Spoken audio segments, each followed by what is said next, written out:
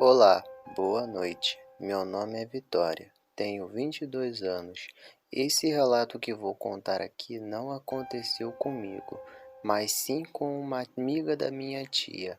Inclusive ela que escreveu esse relato para mim. Bem, vamos lá.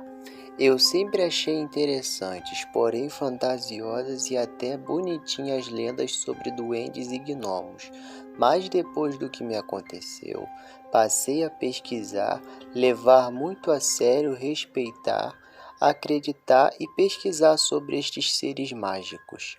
Aprendi em minhas pesquisas muita coisa sobre tais entidades da natureza. Dentre elas, que os duendes e os gnomos não são a mesma coisa. Se engana redondamente quem pensa dessa forma. Os duendes tendem a ser naturalmente inclinados a seres malévolos, enquanto os gnomos geralmente são seres benévolos.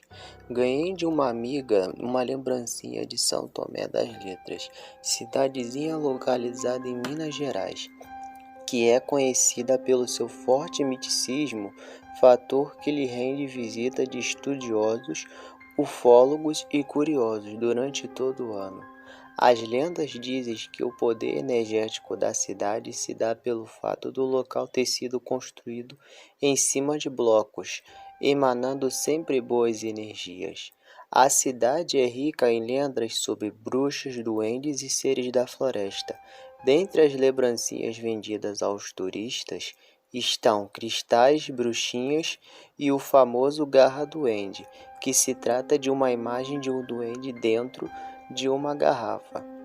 Dizem que a energia e o poder da imagem da garrafinha torna-se mais forte e verdadeiro quando você a recebe de presente de alguém sem esperar. E foi exatamente o que me aconteceu. Ganhei dessa amiga aquele presente de grego. Ela, como sempre, foi muito ligada ao misticismo. Me fez 1000 recomendações de como deveria cuidar de meu duende. Disse que deveria colocá-lo sempre frutas para ele num canto da casa, um copo de leite ou vinho, colocá-lo para tomar sol pela manhã para energizá-lo, entre outros cuidados e mimo que o fariam se sentir feliz. Disse também que deveria apresentá-lo à casa como sua nova moradia, dando-lhe assim boas-vindas ao seu novo lar. Fiquei escutando aquelas orientações meio que embaçada em saber que existia pessoas que realmente acreditavam em tanta besteira. Pensei cá comigo, não tenho tempo nem para me mimar, quanto mais um pedaço de plástico. Dentro de uma garrafa agradeci a gentileza e deixei o objeto sobre a escrivaninha do meu quarto e segui minha rotina. No dia seguinte, ao chegar do trabalho, notei que a garrafinha estava numa cabeceira da cama sob meu criado mudo. E estranhei, pois eu jurava que havia deixado sobre a escrivaninha. Aliás, já tinha até me esquecido dela. A garrafinha que estava ali na minha frente com aquele bichinho feio me olhando. Tentei ler alguma coisa, mas não consegui me concentrar com aqueles olhos enormes me encarando. Outra coisa que eu notei foi que minha gatinha Blanca, pois era totalmente branca, sempre dormiu comigo desde que a adotei, porém naquela noite ela não quis subir na cama. Eu a chamava e ela não pulava de jeito nenhum. Até que peguei-a e coloquei do meu lado.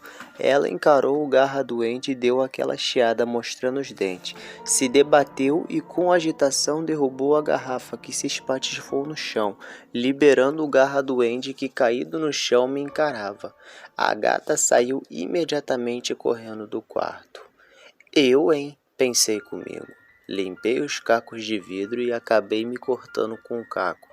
Fiquei com raiva e joguei o bonequinho dentro do guarda-roupa e fechei a porta. Peguei no sono, porém não descansei. Tive uma noite péssima, agitada, toda hora acordava. Levantei cansada e fui para o trabalho. O local do corte doía e ficou vermelho como que inflamado. Que dia interminável e chato. Comecei a ficar com uma coriza e com uma leve indisposição, sintomas de resfriado, coisas que era raríssimo de acontecer comigo. Voltei para casa e encontrei minha mãe chateada, pois suas flores do jardim da frente, que cuidava com tanto esmero, que estavam todas em botões prestes a debocharem, aparecem arrancadas e jogadas pelo quintal. Os pobres dos cachorros levaram a culpa e ficaram de castigos trancados no canil. Fora que estavam muito agitados, não paravam de latir. Minha gatinha Blanca nem chegava perto de mim ou entrava no meu quarto. E eu, com aqueles sintomas de resfriados que não melhoravam, no dia seguinte, quando fomos tomar café, ao colocarmos o leite fervido na mesa para consumirmos, notamos que o mesmo encontrava-se talhado. Minha mãe abriu outra caixa de leite e a mesma estava talhada. Aquele dia eu não fui trabalhar, pois estava com febre e cansada. Minha gatinha Blanca ficou o dia todo sentada no alto da estande da sala e acompanhava com o olhar o que parecia andava pela casa de um lado para o outro. Aqueles dias estavam sendo atípicos em minha casa, dias intranquilos, agitados e desconfortáveis. Pequenos acidentes domésticos aconteciam do tipo arroz que queimava no fogão com segundos de distração, portas batendo, leite talhando constantemente, eletrodomésticos e utensílios se quebrando, os animais agitadíssimos.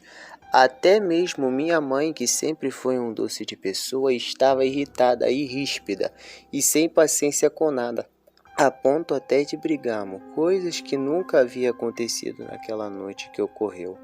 Estranhíssimos.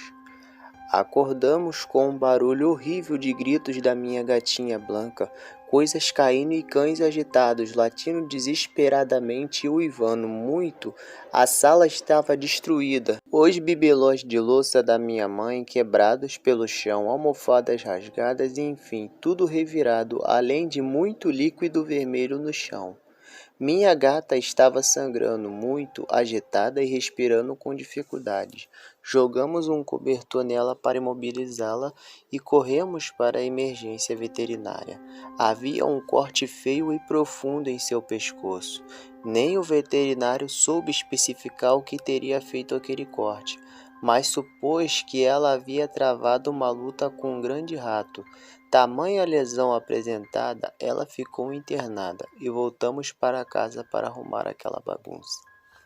Minha mãe ficou extremamente chateada pelos prejuízos e suas louças de valor sentimental. No dia seguinte, a amiga de minha mãe que veio em nossa casa e notou nossos semblantes diferentes e o ambiente pesado de nossa casa. Essa amiga era um bandista e médium. Pediu permissão para minha mãe se poderia fazer uma prece. Minha mãe consentiu. Sentamos à mesa da sala com um copo de água e ela acendeu uma vela e pôs-se a rezar. Ela estremeceu e começou a dizer umas palavras com uma voz diferente da dela. Disse para minha mãe que havia uma presença estranha em nossa casa, uma entidade, um espírito de muito longe que estava com muita raiva e queria ver nossa intranquilidade, que era uma entidade, um espírito não humano.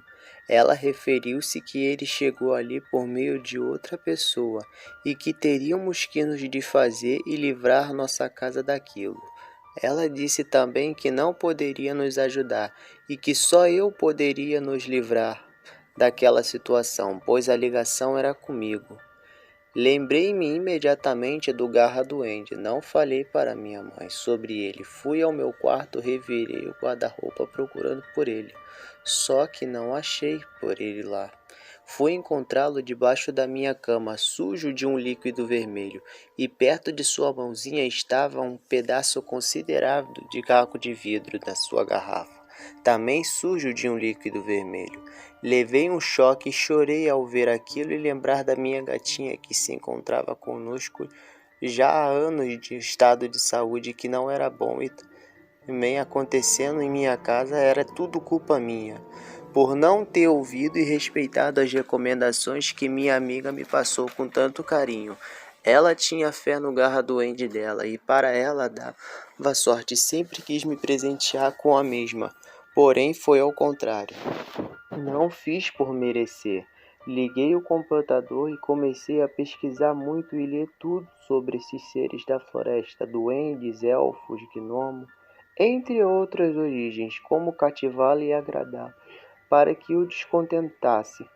No dia seguinte, aproveitando que a minha mãe havia saído para o hospital veterinário, peguei o boneco, o caco de vidro, arrumei uma cesta bem bonita, vinho, leite, flores, doce, tudo que havia ali do que agradava a um duende.